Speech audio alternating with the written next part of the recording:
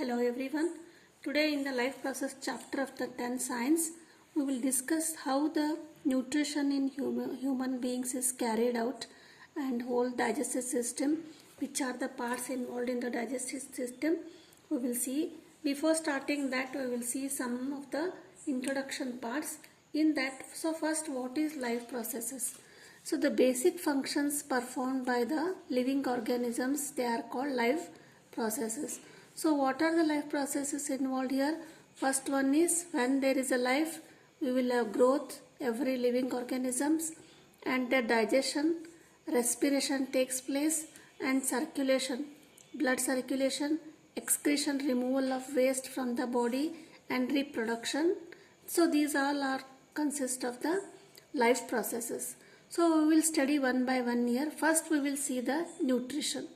So energy required to carry out all the life processes through food is called nutrition.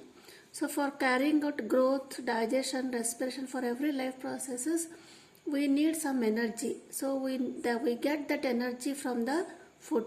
So how food is converted into energy, that is called nutrition. Based on the nutrition, there are two types. One is autotrophic and another one is heterotrophic. The meaning of autotrophic nutrition is preparation of their own food. So the plants prepare their own food. So the plants are autotrophic. So that process is called photosynthesis. It is carried out in the plants. Now heterotrophic means it takes the food from the other source. The examples are animals. So in the particular, today we will see how the nutrition is carried out in the human beings. So the human digestive system comprises of alimentary canal. So the digestive system in the human beings is carried out by the one canal, that is called alimentary canal. So what it consists of? The alimentary canal consists of, it starts from the mouth to anus. So the parts involved are, first one is mouth, next esophagus, stomach, small intestine, large intestine, and last is the anus. So these all are comprised of the alimentary canal. And next one is, we will see what are the stages, how the food is digested. In that first stage is, don't skip the video. First stage, mouth. So mouth, intake of food. We will take the food by the mouth. And after intaking food, teeth. Teeth is the next part in the mouth. So what teeth is the, teeth chews the food and grinding the food. Next, tongue. Tongue, what it does? Tongue, it is rolls the food, tastes the food and swallowing the food. And after this one, the food is pushed down to the esophagus. So esophagus is the food pipe connected to the mouth to the esophagus. So from the mouth, tongue, in the mouth or tongue, it secretes saliva. So saliva, it is a enzyme secreted by the salivary glands. They are situated in the tongue. So saliva converts starch in the food that we swallow to the sugar. Saliva is secreted by salivary glands. Now in the mouth, first intake of food, and the food is converted into simple starch or sugar by the salivary glands here in the mouth. Next, after mouth, second stage is mouth is, from the mouth the food is get into esophagus. So in the esophagus is the food pipe. So then food pipe is in the food pipe, what happens? How does the food pipe will be like this. From the mouth, food will enters into the esophagus or the food pipe. So how it enters to the next step is stomach will be there.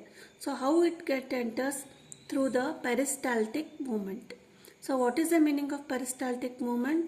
It is a wave of contraction of and expansion of esophagus containing food for pushing food from upper part to lower part. So from the when food is entered here, so it has to come down to the esophagus. So how it comes down? contraction means like this contraction, expansion of this food pipe takes place and food enters the lower part of the esophagus.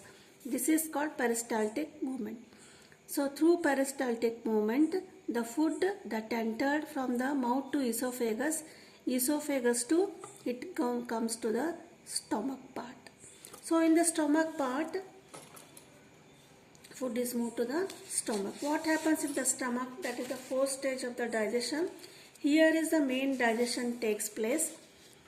So in the stomach there are gastric glands. They secrete gastric juices. So there are three types of gastric juices. One is pepsin, hydrochloric acid and mucus. So what is the role of pepsin? Pepsin is also an enzyme. It breaks down the proteins in the food. And hydrochloric acid, it makes the medium acidic. And mucus, this mucus is also, it protects the inner lining of the stomach from the acidic medium. So these are the main three gastric juices. Next one, so what is the, after breaking down of proteins and this food from the stomach, it enters to the next part is small intestine. So what happens in the small intestine? So there are intestinal enzymes in the small intestine. So how many are there? One is the carbohydrates, fats and proteins are there in the food. So intestinal enzymes, they convert carbohydrates to the glucose and fats into fatty acids plus glycerol and proteins to amino acids. Where they are converted? They are converted in the small intestine part by using intestinal enzymes. After breakdown of this food, so how they are absorbed? They are absorbed into the body by small parts villi. So what are villi? Villi are the balloon-like, finger-like structures in the inner parts of the intestine. So these villi absorb the food into the blood. Next, what happens? Small intestines receive secretion from. So for breaking down this small food, so what are the enzymes and how they are secreted in the small intestine? Small intestine receives secretion from liver and pancreas. So liver secretes bile. Bile is an enzyme. So this bile is stored in the gallbladder. Now bile, the role of bile is emulsification of fats. So what is the meaning of emulsification? Emulsification means large fat molecules will be break down into small fat molecules. So the bile function is reduction of fats. Next, small intestine also receives the pancreatic juice from the pancreas. So there are two types of pancreatic juices. One is trypsin and another one is lipase. So what are the role of trypsin and lipase? So trypsin, it degrades proteins to peptones and lipase fats to lipid. So all this digestion takes place in the intestine and absorption of this food, proteins, fats, lipids, they all takes place in the small intestine through the villi. So villi are the finger-like structure in the intestine. After the absorption of food, the remaining food enters to the large intestine. So in the large intestine, what happens? It absorbs the excess of water in the food and the rest of the food material waste, that is removed from the whole body through the via anus as a fecus. So this is the complete structure of the digestion or nutrition of the food in the living organism, mainly human body. Thank you.